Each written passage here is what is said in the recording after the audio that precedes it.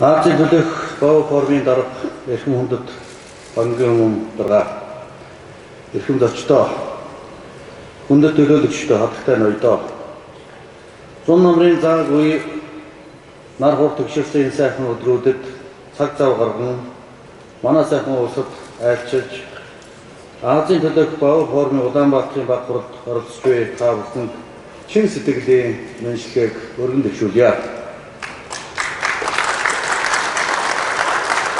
Монгол улсын Азийн орнуудын хооронд эдийн засгийн асуудлаар мэдээлэл солилцоо, харилцан уялдаатай үйл ажиллагааг гүнзгийрүүлэх зорилготой Азийн төлөөх ГОВ формыг санаачлагч орнуудын нэг бөгөөд формын үйл ажиллагаанд идэвхтэй оролцож ирсэн билээ. Миний бие өнгөрсөн ГОВ формын жилийн уулзалтанд оролцож бүгд найрамд хятад ард улсын дарга СЧП-ийн болон нэгдсэн үндэсний байгууллагын ерөнхий нэрийн бичгийн дарга олон улсын валютын сангийн тэргүүн нартай уулзж байснаа өнөөдөр иргэн дулсад таатай байна. Монгол хятад хоёр улс нь өнөө эртнээс хаяад ирлэн оршиж ирсэн мөнхийн хөршүүд юм. Хоёр улсын харилцаа сүүлийн 30 гаруй жилийн хугацаанд тогтвортой өргөжин хөгжиж эдүгээ эдгүрэн стратегийн түншлийн төвшөнд хүрээд байгаад Монголын тал сэтгэл хангалуун байдаг.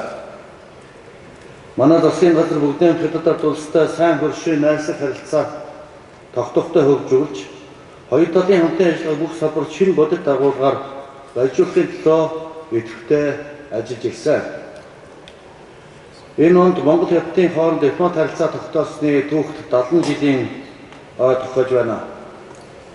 Ой тэмдэг гарах хэмжээг хоёр тал өргөн хүрээнд зохион байгуулж байгаагийн дотор Монгол улсын ерөнхийлөгч Алтмаагийн Бактуулга бүгд найрамд хятад ард улсад хийсэн төрийн ажил, бүгд найрамд хятад ард улсын дэд дарга Ван Сишоны Монгол хийсэн ажил зэрэг олон чухал арга хэмжээ бас багтаж байна. Дипломат харилцааны 70 жилийн хүрээнд Азийн төлөөх ГОВ формын арга хэмжээг Монгол улсад анх удаа зохион байгуулж байгаа нь хоёр орны бизнес эрхлэгчдийн хилгээ холбоог олон бэхжүүлэх, бусад түнш орн олон улсын байгууллагатай хамтын ажиллагаагаа гүнзгийрүүлэх боломжийг эрхлэхэд чухал төлөв зүйлүүдэн хэмээн найдаж байна.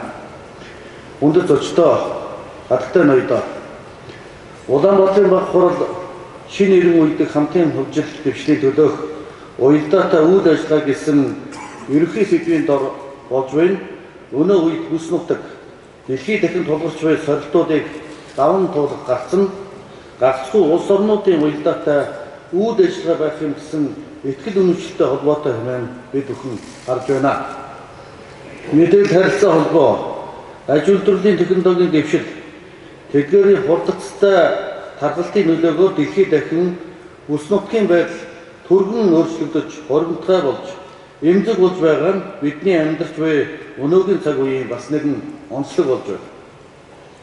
Байгаль орчны доройтол, уур амьсгалын өөрчлөлт зэрэг дэлхийн нийтийн өмнө тулгарч буй томоохон зорилтуудыг даван туулах зорилгоор 2030 он хүртэлх дэлхийн нийтийн тогтвортой хөгжлийн зорилтуудыг улс орнууд хамтран дэвшүүлж, ногоон тогтвортой хөгжлийг хамтын зорилгоо болон ажиллаж буй хэдий ч олон улсын хамтын нийгэмлэгийн хүч нөөц боломжинд эргэлзэх, олон тал хамтын ажиллагаанд зайвар хандлагч гарч байгаа нь өнөө цаг үеийн бас нэг онцлог болж байна. Тиймээс өрс төрөлтэй орнууд, бүс нутгийн орнууд давуу талаа уялдуулан бие биенийхээ хөгжлийг дэмжиж, хамтын хөгжилд дэвшиг тэмүүлж байгаагаа нотлох нь өнөөдрийн хуралд оролцогчдоос дэвшүүлэх гол санаа эерэг дохио байна гэдэгт би итгэлтэй байна.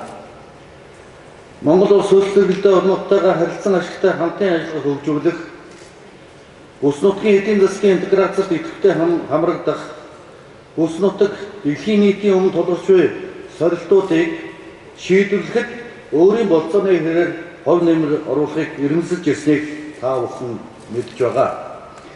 Бид энэ болцоогоо цаашиж үргэлжлүүлэн ажиллах болно. Өмнөд хөрш бүгд найрамд хятад ард улсч өөрийн хөгжлийн үр өгөөжийг хөрс зэрэгэлдээ орнуудтайгаа хуваалцсан, хамтдаа хөгжих бодлогыг тууштай хэрэгжүүлж байг бид өнөрөөр үнэлдэг бөгөөд Монгол улсын хөгжлийн зам хөтөлбөрийг хятадын бүс ба зам санаачлагтай уялдуулан хэрэгжүүлэхийг зорж байна. Хоёр улсын хөгжлийн стратегийг уялдуулах тухай харилцан ойлголцтой санал бичиг болон Монгол, Орос, Хятадын эдийн засгийн коридор байгуулах хөтөлбөрийн хүрээнд дэд бүтэц, эрчим хүч зэрэг салбарын томоохон төслүүдийг хэрэгжүүлж байна. Гурван улсын хөгжил дэвшил төдийгүй бүс нутгийн хамтын ажиллагаанд илүү таатай нөхцөл боловсролцоо бүрдүүлнэ гэж үзэж байна. Өнөөдрийн бахуурлын сэдвчилсэн хэлэлцүүлгийн үеэр хоёр болон гурван улсын хөгжлийн бодлогыг уялдуулан хэрэгжүүлэх зорилтын хүрээнд хэрэгжүүлэх боломжтой арга хэмжээ төслүүдийн талаар та бүхнээс тодорхой бүтээл саналуудыг дэвшүүлнэ гэдэг итгэлтэй байна. Хүн шорнууд олон улсын байгууллагуудтай ой дотн хамтран ажиллаж байгаагийн үрээд Монгол улсын эдийн засгийн өсөлт сэргэж тогтворж байгааг тэмдэглэн нэхэд таатай байна. Засгийн газраас эдийн засгийн өсөлтийг тогтворжуулах, хөрөнгө оруулалтын орчинд сайжруулах, хөрөнгө оруулагчдын итгэлийг нэмэгдүүлэх, тэдгээрийн хууль ёсны эрхлэлийг хамгаалах чиглэсэн арга хэмжээнүүдийг цаашид өргөжлүүлэн авч хэрэгжүүлэх болно. Манай улсын эдийн засгийн гол тулгуур болж буй уул уурхайн салбарын хөгжлийг урьдчилуулахын зэрэгцээ хөгжлийн шин тулгууруудыг бий болгох үүднээс дэд бүтцийн бүтээн байгуулалтыг нэмэгдүүлэх, уул уурхайн бус салбар дахь хөрөнгө оруулалтыг нэмэгдүүлэх, байгаль орчин дээлтэй эрчим хүчнийг хэмнэх дэвшилтэт технологи нэвтрүүлэх, инновацийг нотолшуулахад чиглэсэн аж ахуйн нэгжүүдийн үйл ажиллагаанд бодлогын дэмжлэг үзүүлж ажиллах болно. Монголд хөрөнгө оруулах, бизнесийн үйл ажиллагаагаа хөгжүүлэх боломжийн талаар манай холбогдох байгууллага хувийн хөгжлийн төлөөллөөс тавих илтгэлүүдэд анхаарал хандуулж цаашид ой дотн хамтран ажиллахыг та бүхнээс чин сэтгэлээс хүсэж байна.